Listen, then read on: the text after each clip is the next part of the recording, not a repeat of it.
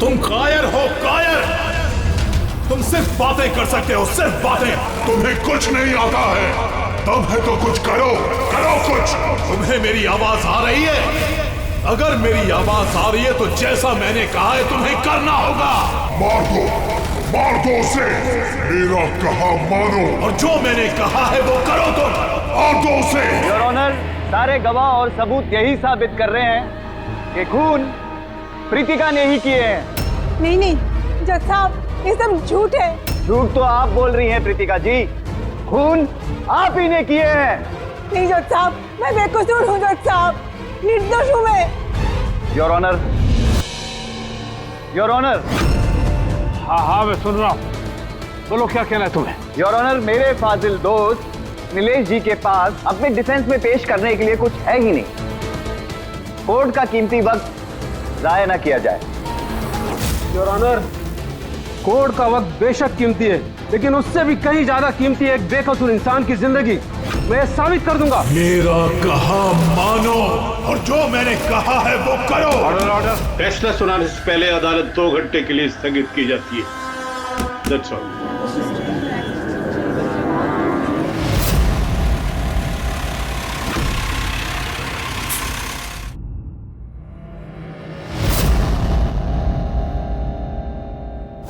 श्रीकांत, तुम्हें उसे मारना होगा।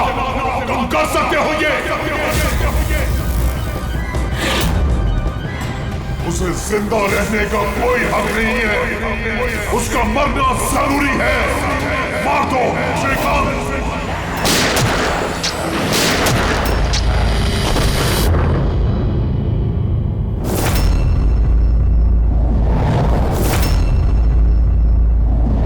इन लोगों का कहना है कि प्रीतिका यहाँ पर थी जब जज श्रीकांत यहाँ पर आए और उन्होंने उस पर गोली चलाई।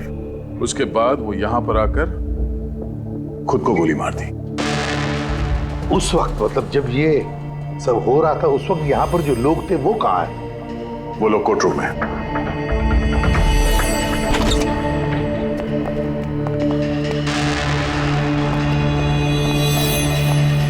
जरा डिटेल में बताइए क्या हुआ यहाँ पर। सर, एक केस की सुनवाई चल रही थी। जज श्रीकांत जी की हालत कुछ ठीक नहीं लग रही थी। उन्होंने 2 घंटे का रिसेशन लिया और अचानक चेंबर में आए और उन्होंने अपने आप को और प्रीतिका को गोली मार दी। लेकिन वो गन तो रखते ही नहीं थे। उनके पास गन कहाँ से आई? ये तो हमें भी नहीं पता सर कि गन आई कहाँ से, लेकिन गन उनके पास थी जरूर सर। तो गन का इंतजाम पहले से कर रखा था। लगता है जज साहब ने पूरी प्लानिंग की थी कृतिका का खून करने की। लगता तो ऐसे ही है। वैसे जज साहब की इस केस में कोई पर्सनल इन्वॉल्वमेंट थी? नहीं सर, ऐसा तो कुछ भी नहीं था। कृतिका के साथ कोई व्यक्तिगत दुश्मनी? जज साहब तो बहुत ही सुलझे हुए इंसान थे सर। केस के हर एक पहलू पर बहुत ही बारीकी से गौर करते थे सर। मुझे पिछले कई दिनों से लग रहा था कि कुछ ना कुछ गलत जरूर है उनके साथ। मैम, क्या जज साहब की तबीयत ठीक नहीं थी? वो तो मुझे नहीं पता, लेकिन हाँ, उनको कुछ अजीब अजीब सी आवाजें सुनाई दे रही थी। वो सब हम एक बार। आ जाइए श्रीकांत, खाना लगा रही हूँ।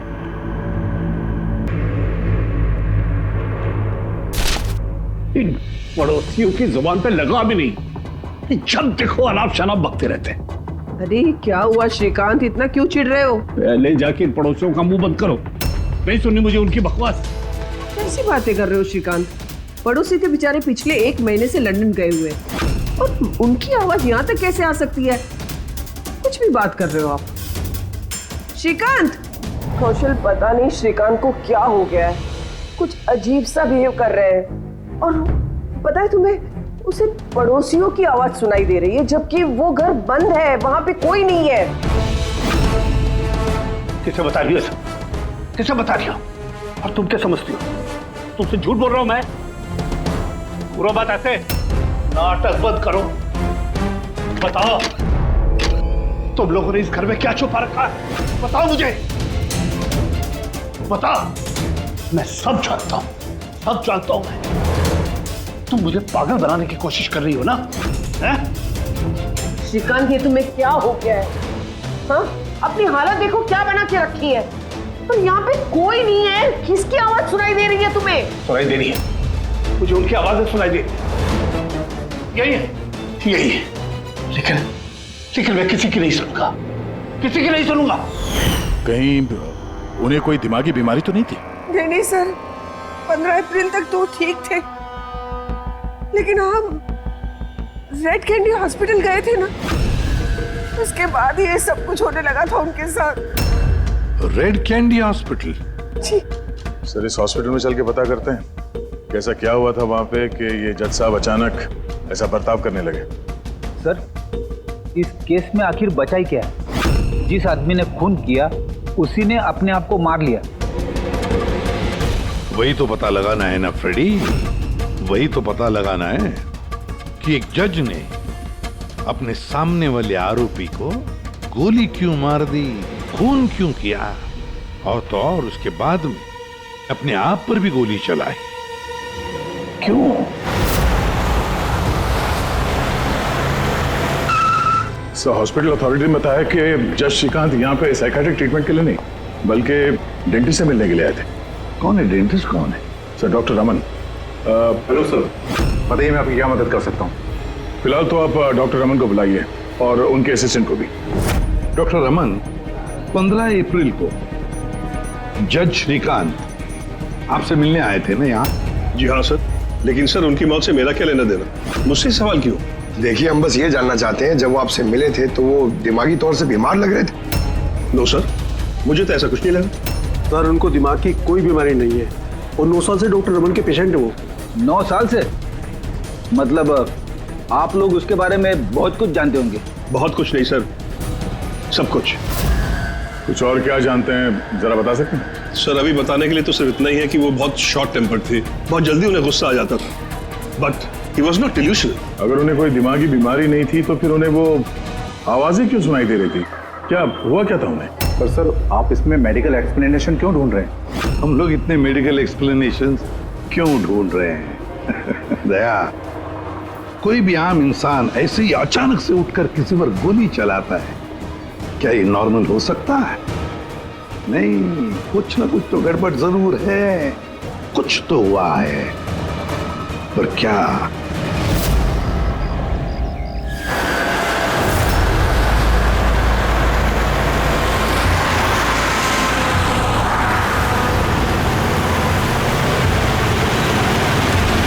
वीरेन, तुम बेकार की चिंता करते हो। धनंजय की सिक्योरिटी टीम हमारे साथ है, हम सुरक्षित पहुंच जाएंगे।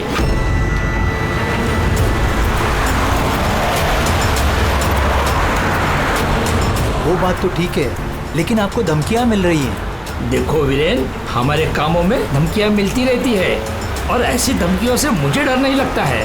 देखो, डर तो मुझे भी नहीं लग रहा, क्योंकि मुझे धनंजय और उसकी टीम पे पूरा भरोसा है।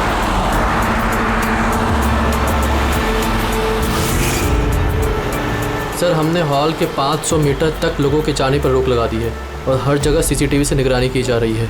ये बहुत आसान है धनंजय, कायर मत बनो। हम जानते हैं इस काम को तुम पूरा करोगे, वो भी अपने हाथों से। तुम सुन रहे हो ना धनंजय? तुम बुज़दिल नहीं हो, नहीं हो तुम बुज़दिल। कायर मत बनो, इस काम को तुम पूरा करोगे। सर, क्या बता रहे थे तुम ब्लॉक बी के अरेंजमेंट के बारे में? सर, मैं ब्लॉक बी के बारे में बात नहीं कर रहा था। सर, आप ठीक है ना? आपकी तबीयत कुछ खराब लग रही है। मेरी तबीयत ठीक है, मैं ठीक हूँ।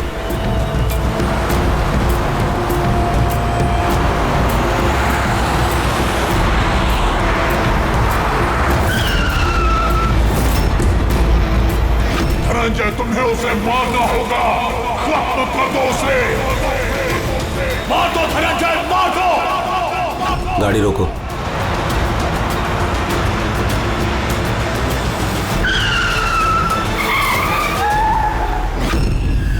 ये इसने गाड़ी क्यों रोक दी?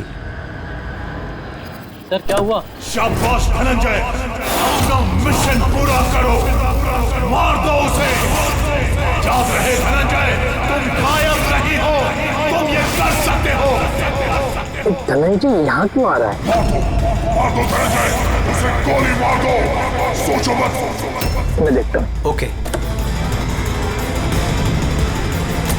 क्या बात है धनंजय, गाड़ी क्यों रुकवा दी?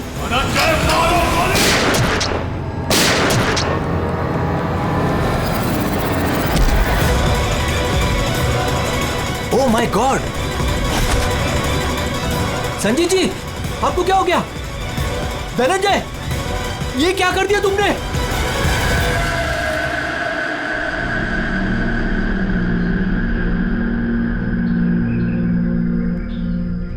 नेताजी के सिक्योरिटी का इंचार्ज वही था? जी सर, धनंजय जी वही इंचार्ज थे। कमाल है सर, जिसे बॉडीगार्ड रखा है उसी ने मार दिया। नेताजी को मारने की कोई खास वजह? सर ये तो धनंजय जी ही बता पाएंगे। इसे एक बात बताओ, गोली अंदर मारी या बाहर से? सर बाहर से मारी, कार के।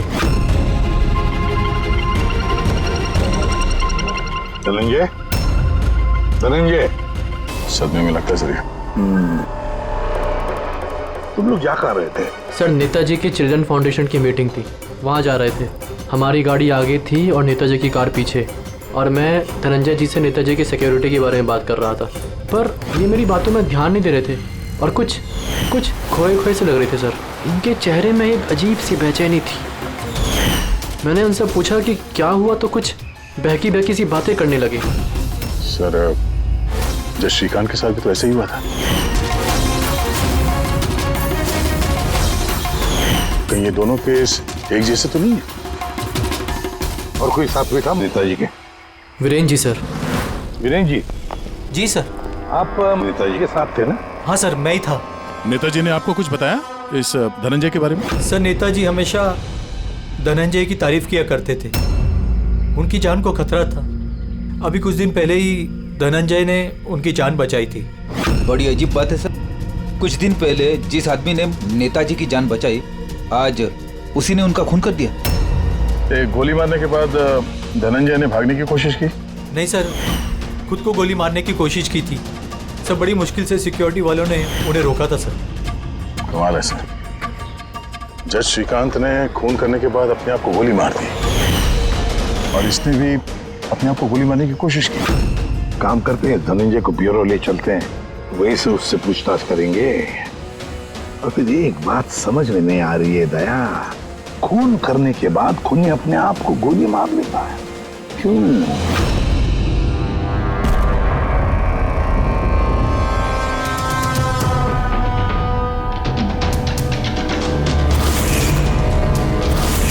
बस डॉक्टर बीना ये क्रिमिनल साइकोलॉजी में रिसर्च कर रही है। हाँ, इन्हीं दोनों केस के बारे में बता दिया? Yes boss.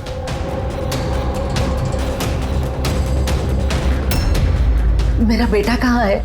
मुझे उससे मिलना है। श्री नेताजी के सिक्योरिटी इंचार्ज धनंजय की माँ। उसे यहाँ क्यों लाए हो? देखिए, आपके बेटे ने नेताजी का खून किया है। जी नहीं, मेरा बेटा किसी की हत्या नहीं कर सकता। वो तो खुद बीमार है, उसकी दिमागी हालत ठीक नहीं है। क्या बीमारी है आपके बेटे को? पिछले कुछ दिनों से उसे कुछ आवाजें सुनाई देती है।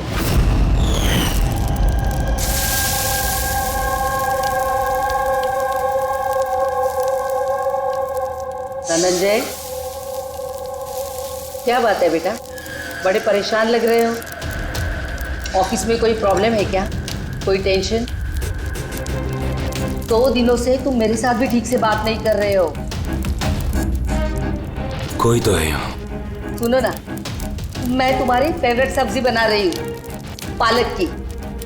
इस घर में कोई तो है जो मुझसे बात कर रहा है। अरे मैं ही तो बड़बड़ा रही हूँ, दूसरा कौन बात करेगा घर में?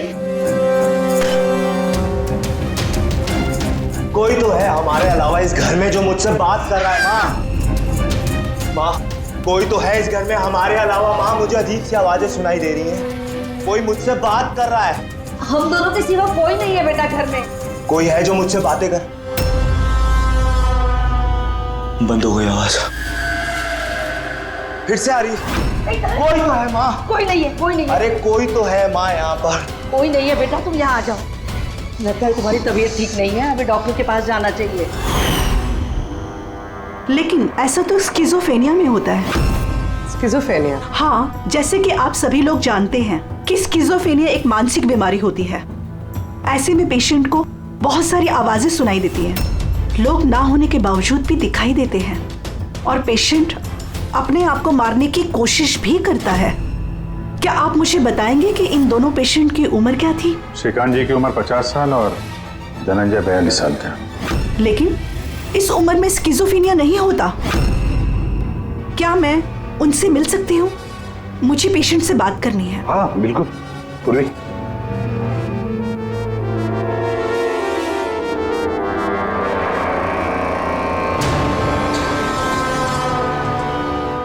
धनंजय, तुमने संजीत को क्यों मारा?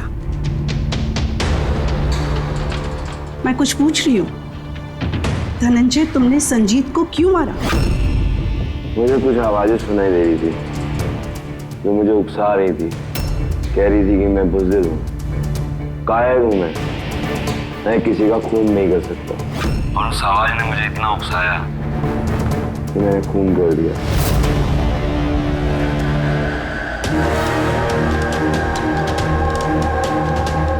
और ये तुम्हारा गाल? ये गाल क्यों सूजा हुआ है? मेरे दांत में इन्फेक्शन है। जज श्रीकांत, उनके दांत में भी इन्फेक्शन था सर। मेरे बेटे के भी दांत के इलाज के बाद ही उसकी तबीयत खराब रहने लगी। क्या? दांतों का इलाज करवाया उसके बाद में तबीयत खराब हो गई? किस डेंटिस्ट के पास इलाज करवा रहा था वो? Doctor Raman, red candy hospital.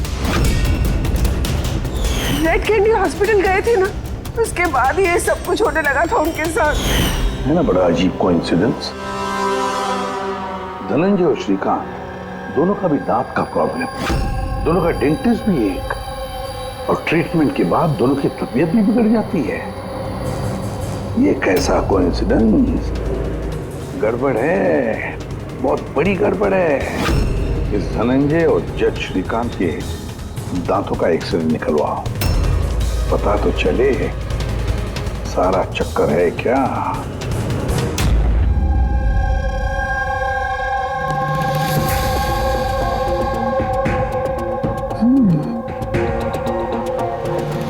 ये क्या हो सकता है? सर, ये देखिए। क्या? ये मार्क्स। हाँ यार, दांतों में ये क्या है? फॉरेन ऑब्जेक्ट जैसा। एग्जैक्टली, ऊपर से दोनों आदमियों के दांतों में है। दोनों आदमियों के दांतों में कुछ फॉरेन बॉडी जैसा कुछ। क्या हो सकता? तारिका, एक काम करो, एसीपी साहब को फोन कर दो, उन्हें बोल दो कि केस की जड़ मिल गई है।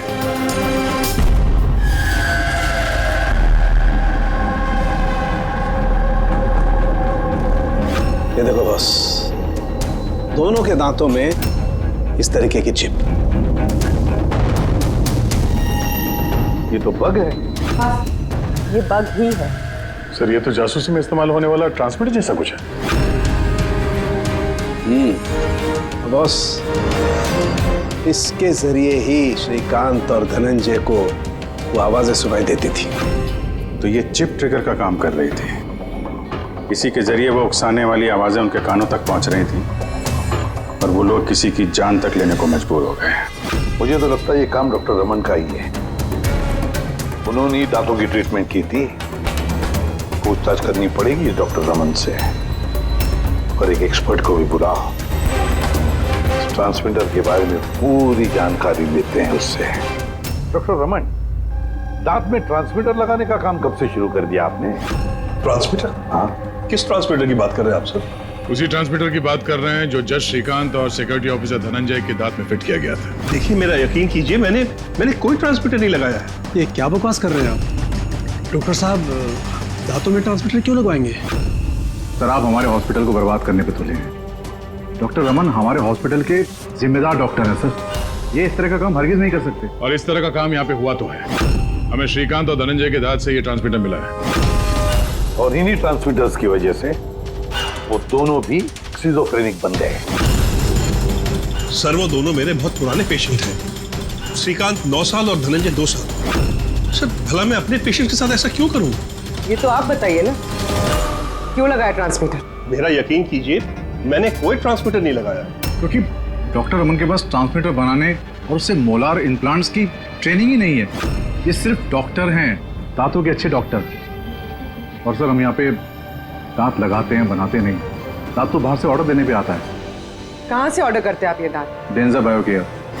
डेंजा बायोकेयर। रेडी पंकज? डॉक्टर रमन की चेम्बर्स अच्छी तरह से चेक करो, एक एक कोना छान मारो। और कितने लोगों के दांत इम्प्लांट किए हैं? जी लगभग 20 लोगों का। अच्छा, तुम सभी लोगों के नाम और पता चाहिए हमें।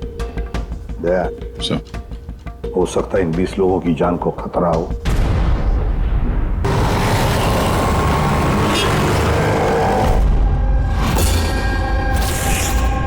कुछ समझ में आ रहा है? हाँ सर, कुछ समझ में आ रहा है। यही कि ये ट्रांसमीटर जितना छोटा है उतना ही पावरफुल है। कितनी रेंज है इसकी?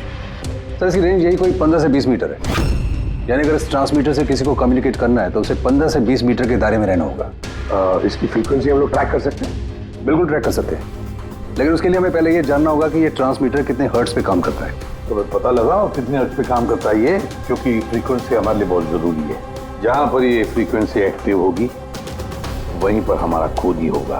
ठीक है सर, आप थोड़ा सा वक्त दे दीजिए, मैं जल्दी पता लगाने की कोशिश करता हूँ। ठीक है। ये कहानी आके रुक जाती डॉक्टर रमन के नाम पर। सारा का सारा शक डॉक्टर रमन पे ही है। लेकिन सर वो अपने पुराने पेशेंट का खून क्यों करेगा? हाँ सर, हॉस्पिटल एडमिनिस्ट्रेटर बता रहा था कि ऐसा ट्रांसमीटर बनाने की काबिलियत डॉक्टर रमन में नहीं है। तो शक के घेरे में तो ये कविता और वीरेंद्र भी है। हो सकता है इनमें से किसी ने मारा। हो सकता है, बिल्कुल हो सकता है, लेकिन ये जो भी है वो 15 और 20 मीटर के दायरे में ही काम कर रहा है। जो 20 लोगों के बारे में क्या पता चला? नहीं सर, उनका आपस में कोई कनेक्शन नहीं है। यहाँ तक कि श्रीकांत और धनंजय ये भी एक दूसरे को नहीं जानते थे। फिर भी अभी उन 20 लोगों से जाकर मिलो, उनसे पूछो क्या उनके साथ भी वैसे हो रहा था जैसे धनंजय और श्रीकांत के साथ हो रहा था क्या? और एक बात, लॉर्ड चेंबर और चेंबूर, पता लगा वहां पर कितने सेलफोन एक्टिव थे उस खून के दौरान। और देख, उस दांत बनाने वाली कंपनी में जाकर पूछताछ करो, देखो कौन हो सकता है जो दांत में ट्रांसमीटर फिट कर सकता है।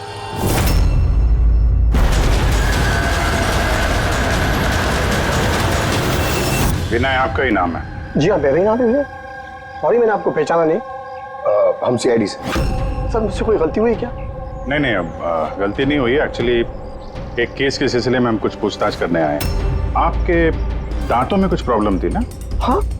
ये इलाज कहाँ कराया था आपने?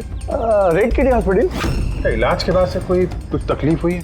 I mean, कुछ अजीब आवाजें सुनाई देती हों या जैसे कोई ऑर्डर दे रहा है कुछ करने के लिए? नहीं ऐसा तो कुछ नहीं हुआ, लेकिन 1-2 बार दर्द हुआ था। वो तो नॉर्मल है, दांत लगवाएंगे तो थोड़ा बहुत दर्द तो होगा ही। ठीक है, अगर ऐसी कोई तकलीफ हो तो फौरन हमें बताइएगा। और हाँ, किसी अनजान आदमी के बहकावे में नहीं आना है और किसी के बुलाने पे किसी अनजान जगह नहीं जाना है। ओके जी, ध्यान रखिएगा। जी सर। डॉक्टर रमन बहुत अच्छे हैं। दांत लगाने के बाद से मुझे जरा सी भी तकलीफ नहीं है। आपको कोई आवाजें सुनाई दे रही? क्या मतलब है इसका? नहीं, जिन लोगों को भी डॉक्टर रमन ने दांत लगाए हैं उनमें से कुछ लोगों को अजीब सी आवाजें सुनाई दे रही हैं। नहीं, मेरे साथ तो ऐसा कुछ भी नहीं हुआ है। अच्छा, अगर ऐसा कुछ भी हो आपके साथ तो आप हमें प्लीज इन्फॉर्म करिएगा। या श्योर। आप लोग यहाँ पे दांत बनाते हो या मिनिएचर ट्रांसमीटर? क्या मतलब सर? मतलब ये कि यहाँ पे दांतों में ट्रांसमीटर फिट किए जाते हैं, खून करने की साजिश रची जाती है यहाँ पे। नहीं सर, आप लोगों को गलतफहमी हो गई है। हम इस तरह के इलीगल काम नहीं करते हैं। इलीगल काम हुआ है यहाँ पे। ये देखिए, रेड कैंडी हॉस्पिटल में आप लोगों ने ही दांत भेजे थे ना? जी हाँ मैडम। उसके अंदर ट्रांसमीटर फिट किए गए थे। जज श्रीकांत और सिक्योरिटी ऑफिसर धनंजय, उनके दांत यहीं पे बने थे ना? एक मिनट सर, मैं चेक करता हूँ।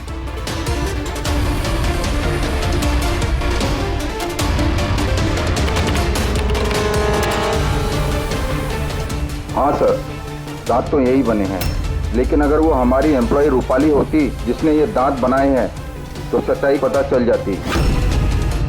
कहाँ है आपकी वो एम्प्लॉय रूपाली? वो तो कल रात गुजर गई। कैसे गुजर गई? उसे अस्थमा अटैक हुआ था, लेकिन हैरानी की बात तो ये है कि उसे कभी अस्थमा था ही नहीं। जी हाँ सर। उसके घर का एड्रेस देना सर। दांत कब लगवाया आपने? सर 2 महीने हो गए। कोई प्रॉब्लम हुई आपको? नहीं, कोई प्रॉब्लम नहीं सर, जब से दांत लगाया सब ठीक है सर। कुछ आवाजें सुनाई दे रही हो अजीब अजीब सी? नहीं सर, पर हुआ क्या सर? देखिए, रेड कैंडी हॉस्पिटल में जितने लोगों ने भी ट्रीटमेंट कराया उन्हें कुछ प्रॉब्लम्स हो रही हैं और उनमें से 2 जन की तो मौत भी हो चुकी है। सर मैं मरना नहीं चाहता सर। नहीं, आप घबराइए मत, ऐसा कुछ नहीं है। आपको कभी भी ऐसी कोई प्रॉब्लम हो कि कुछ अजीब अजीब सी आवाजें सुनाई दे रही हो, या फिर कोई ऐसा आदमी दिख रहा हो जो है नहीं, मतलब दूसरे बोल रहे हैं कि किससे बात कर रहे हो, तो अगर ऐसा कभी हो तो फौरन हमें कांटेक्ट करिएगा। और कितने लोग बचे पंकज? सर, चेक करने के लिए और 5 लोग बचे हैं सर। 5 को भी जल्दी से जल्दी चेक करना होगा। क्या पता उस हत्यारे का अगला निशाना इन्हीं में से कोई हो। हाँ सर।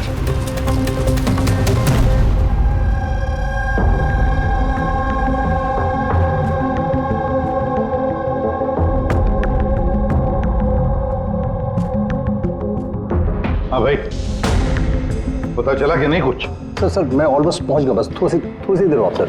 सर, हाँ फ्रेंड, जज श्रीकांत और संजीत का संबंध है सर। अच्छा, कैसा संबंध है? सर, ये केस फाइल देखिए। 2009 में एक डॉक्टर रिसर्च कर रहे थे, लेकिन उसकी ग्रांट नेताजी संजीत ने कैंसिल कर दी। और इस डॉक्टर का प्रैक्टिस करने का लाइसेंस कैंसिल किया नेताजी संजीत ने, और उसे सजा सुनवाई जज श्रीकांत ने। नाम है डॉक्टर ललित। सर, ये डॉक्टर ललित है कौन? पता लगाना पड़ेगा ये डॉक्टर ललित है कौन और किस बात पर रिसर्च कर रहा था। तो आपकी बेटी ने टूथ इम्प्लांट करवाया था? हाँ, अभी 2 दिन पहले ही कराया था इम्प्लांट रेड कैंडी हॉस्पिटल से। सर, जिस दिन से टूथ इम्प्लांट करवाया है अजीब अजीब बातें करती है और बहुत डरी हुई भी है। मॉम, क्या हुआ, कुछ चाहिए? कोई आया क्या घर में? कोई भी तो नहीं। नहीं मॉम, कोई तो है घर में। मैं हूँ, तुम हो, और पापा तो हांगकांग में है, और कोई आएगा तो बेल बजाएगा ना। बेल भी तो नहीं बजी है। पता नहीं मॉम क्या हो रहा है, जब से सोकर उठी हूँ ऐसा लग रहा है कि घर में कोई है और मेरे बारे में अजीब अजीब सी बातें कर रहे हैं मुझसे। समझ में नहीं आ रहा है। मेरी तबीयत तो ठीक है। कोई सपना देखा क्या? नहीं मॉम, कोई सपना नहीं देखा। लगता है मेरे कान बज रहे हैं। मॉम, प्लीज एक काम करो, मुझे एक कप चाय दे दो मेरे रूम में, मेरा सर घूम रहा है। तो अभी जिया कहाँ है? उसे मैंने साइकियाट्रिस्ट के पास भेजा है, बैंड्रा। देखिए, आप उस साइकियाट्रिस्ट का एड्रेस दीजिए, हमारा अभी उससे मिलना बहुत जरूरी है। नंबर ले लो। जिया, आज तुम्हें वो काम खत्म करना है। तुम्हें उसे किसी भी हालत में मारना है। जिंदा मत छोड़ना उसे, मार दो उसे। आज उसका अंत होना ही चाहिए।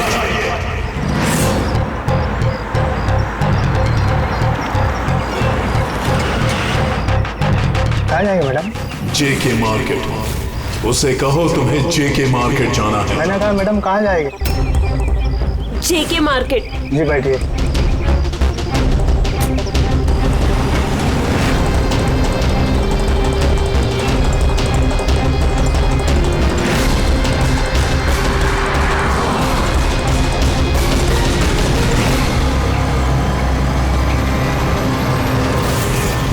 तुम डरपोक हो तुम, कुछ नहीं कर सकती तुम, 1 नंबर की डरपोक हो। झूठ, मैं डरपोक नहीं हूँ और मैं किसी को नहीं मार सकती। मैडम, आपने मुझसे कुछ कहा? हाँ, अब नहीं, मैंने कुछ नहीं कहा। नहीं, कुछ नहीं कहा मैंने। मैं कहाँ बात कर रही हूँ?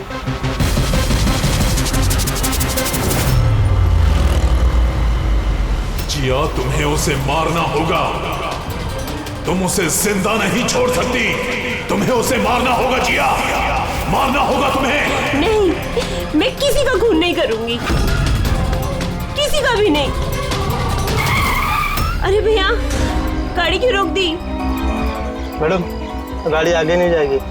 क्यों नहीं जाएगी? मैंने कहा ना मैडम, गाड़ी आगे नहीं जाएगी। अगर ले जाना ही नहीं था तो बैठाया क्यों?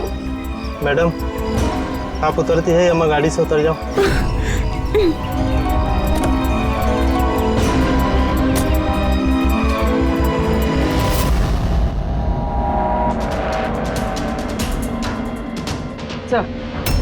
सर, वॉचमैन और पड़ोसी बता रहे थे कि रूपाली यहाँ 3 महीने पहले ही शिफ्ट हुई थी और अकेली रहती। फिर चेक करते हैं अच्छी तरह से।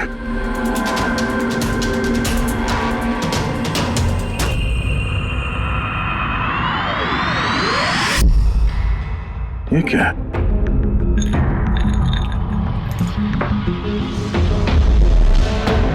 इतने सारे एयर ट्रांसमिटर्स।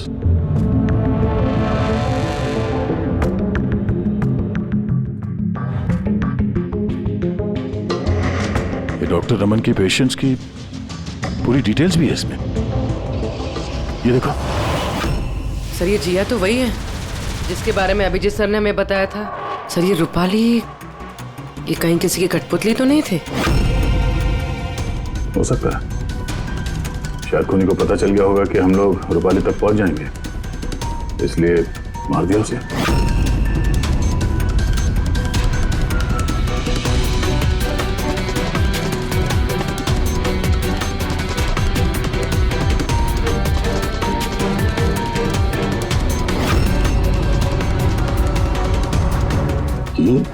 ये नेताजी, संजीत, वीरेन और जिया, इन तीनों के चेहरे पे रेड सर्कल। नेताजी के चेहरे पे क्रॉस मारा हुआ। नेताजी तो मारे गए, अब बचे ये वीरेन और ये जिया। मतलब अगला नंबर इनका है।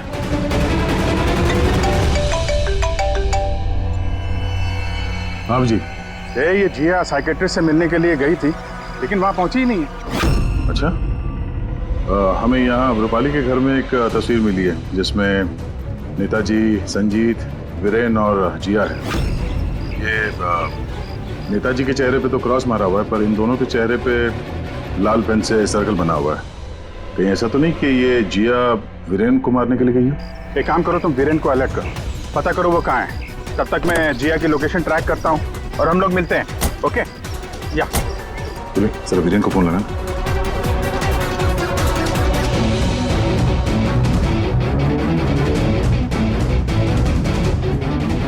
सर, वीरेन का फोन तो बंद है। सर, मिल गया। हाँ सर, ये ट्रांसमीटर 1.8 मेगाहर्ट्ज से 2 मेगाहर्ट्ज के बीच में काम करता है। ग्रेट, 1.8 मेगाहर्ट्ज से 2 मेगाहर्ट्ज पर। हाँ सर। मेरी बात ध्यान से सुन लो। हाँ, पहले तो फ्रेडी ने कमाल कर दिया है। हाँ, रिसर्च करके ऐसा नाम निकाला है जिसका कनेक्शन इस नेताजी संजीत और जज श्रीकांत के साथ है। उस आदमी का नाम है डॉक्टर ललित। हाँ, डॉक्टर ललित। यस, मुझे तो ये डॉक्टर ललित ही बहुत गड़बड़ लग रहा है दया। मुझे तो उसी पे शक होने लगा है, क्योंकि इस डॉक्टर ललित का कुछ साल पहले इस नेताजी संजीत ने प्रैक्टिस करने का लाइसेंस कैंसिल कर दिया था, और फिर इस डॉक्टर ललित को जज श्रीकांत ने सजा सुनवाई। और हुआ क्या? पहले खून हुआ जज श्रीकांत का, और फिर उसके बाद में नेताजी संजीत मारा गया। ये खून कौन कर सकता है? ये डॉक्टर ललित ही कर सकता है। उसी का कनेक्शन है इन दोनों के साथ। बस अब डॉक्टर ललित जिस फ्रीक्वेंसी पर ऑपरेट करता है वो फ्रीक्वेंसी भी पता चल गई। हाँ, टेक्नो एक्सपर्ट ने ये बता दिया है, 1.8 मेगाहर्ट्ज से लेके 2 मेगाहर्ट्ज तक। बस अब इस फ्रीक्वेंसी पर हम टैप करेंगे डॉक्टर ललित को, पता चलेगा ये डॉक्टर ललित किस किस से बात करता है और क्या बातें करता है। और दया, ये रेडियो फ्रीक्वेंसी 1.8 मेगाहर्ट्ज से 2 मेगाहर्ट्ज हमारे सारे पुलिस स्टेशन और रेडियो वैन्स को बता दो। अब देखते हैं कब तक भागता है ये डॉक्टर ललित।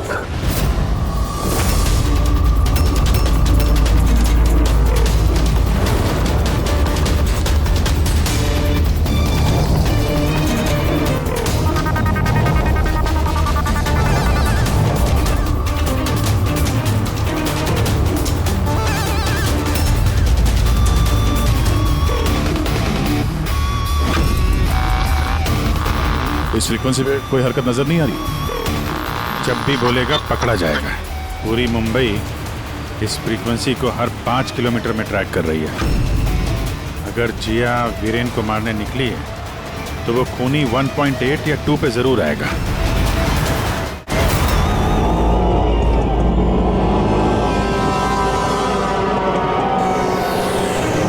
जाओ जिया, अपने काम को अंजाम दो।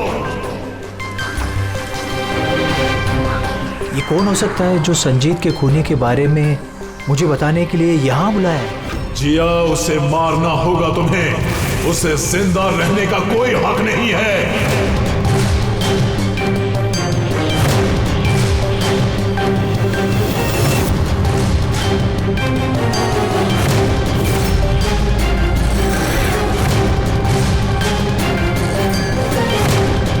ज्यादा सोचो मत, मार दो जिया, उसे मार दो। उसे जिंदा रहने का कोई हक नहीं है। उसकी तरफ देखो, पहचानो उसे, वो तुम्हारे सामने है। Kill him। उसे जिंदा रहने का कोई हक नहीं। उसी की आवाज है, फ्रीक्वेंसी लोकेट करो। देखो, अपनी बैग से गन निकालो।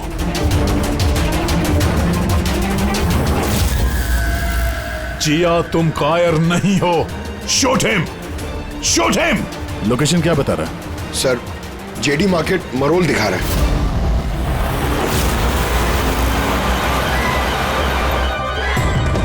कम ऑन जिया, मारो, मारो उसे। सर, ये क्या हो रहा है? ये मुझे क्यों मारना चाहती थी? किसी ने मुझे फोन करके बुलाया कि संजीत की खूनी के बारे में बताने वाली थी। घबराइए नहीं, ये सब एक प्लान था। आप अभी सेफ हैं, आप जा सकते हैं। Okay sir, thank you. तो खूनी यहीं कहीं होगा। भीड़ में मिक्सअप हो गया है।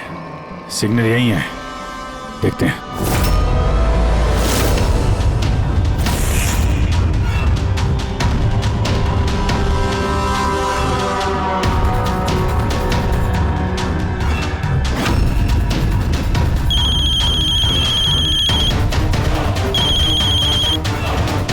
हेलो, अभिजीत बोल रहा हूँ।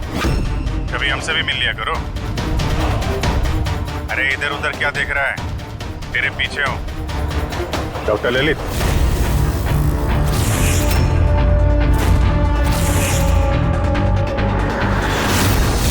हॉस्पिटल के एडमिनिस्ट्रेटर पवन।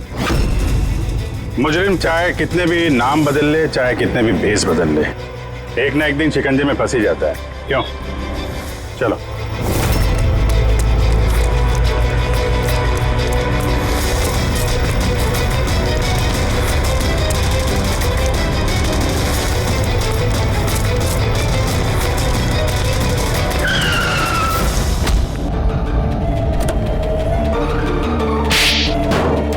जज श्रीकांत और नेताजी संजीत, इन लोगों का खून क्यों करवाया तुमने? से बदला लेना चाहता था। बदला? लोगों ने मेरी जिंदगी बर्बाद कर दी थी। कैसा बदला? मैं एक होनहार डॉक्टर हूँ। मैं स्किज़ोफ्रेनिया नाम की बीमारी पर उसके ट्रीटमेंट के लिए एक्सपेरिमेंट कर रहा था, वो भी वर्थलेस लोगों पर। मेरी असिस्टेंट जिया ने एचओडी वीरेन को कंप्लेन कर दी और एचओडी वीरेन ने नेताजी संजीत से मेरी ऑफिशियल कंप्लेंट कर दी। और नेताजी संजीत ने तुम्हारा ये एक्सपेरिमेंट रुकवा दिया? हाँ, मेरा प्रोजेक्ट बीच में ही रुक गया। तो फिर जेल किस लिए गए थे तुम? मेरी लापरवाही की वजह से एक आदमी की मौत हो गई थी। जज श्रीकांत ने मुझे बिना कुछ सोचे समझे 10 साल की सजा दे दी। मेरा डॉक्टर होने का रुतबा छीन गया मुझसे। तो इन लोगों को मार के अपना खोया हुआ रुतबा हासिल कर रहे थे तुम? रमन और रूपाली, इन दोनों का क्या इन्वॉल्वमेंट था? जेल से बाहर आने के बाद मैंने अपने दुश्मनों को ट्रैक करना शुरू कर दिया। मैं उनके अंदर एक डिवाइस फिट करना चाहता था जिससे उनको कुछ पता ना लगे। डॉक्टर रमन और रूपाली मेरी इसमें मदद कर रहे थे। उन लोगों ने कैसी मदद की? जज श्रीकांत और जिया को दांतों में प्रॉब्लम थी। वो अपने चेकअप के लिए डॉक्टर रमन के क्लिनिक पे जाते थे। नेताजी संजीत के दांतों में कोई प्रॉब्लम नहीं थी, बल्कि उनके बॉडीगार्ड धनंजय को दांतों में प्रॉब्लम थी। मैंने उसे फ्री डेंटल चेकअप का लालच दिया और डॉक्टर रमन के क्लिनिक पे भेज दिया। डॉक्टर रमन ने उन्हें नया दांत लगाने की सलाह दी और मेरे कहने पे रूपाली ने उनके दांतों में डिवाइस फिट कर दिया। और रूपाली सब करने के लिए मान गई? हाँ, क्योंकि मैं रूपाली से प्यार करता था। हम दोनों ने मिलकर एक डेंटल क्लिनिक खोला था। रूपाली इस काम में मेरी मदद कर रही थी। तो फिर उसका खून क्यों किया तुमने? क्योंकि जब श्रीकांत और नेताजी के मरने से आप उस तक पहुंच जाते और वो मेरा नाम ले देती, इसलिए मैंने उसे हमेशा हमेशा के लिए चुप करा दिया। फिर बदला लेने के लिए क्या कुछ नहीं किया तुमने? इतनी सफाई से खून किए पर फायदा क्या हुआ? आखिर में पकड़े गए ना? मेरा मिशन किसी को मारना नहीं था सर, मैं बस अपने आप को जीनियस साबित करना चाहता था। मैं चलते फिरते इंसानों को हथियार बना सकता था। अगर यही दिमाग किसी अच्छे काम में लगाते तो आज मुजरिम नहीं बनते और जिंदगी भर जेल की सलाखों के पीछे सड़ते नहीं।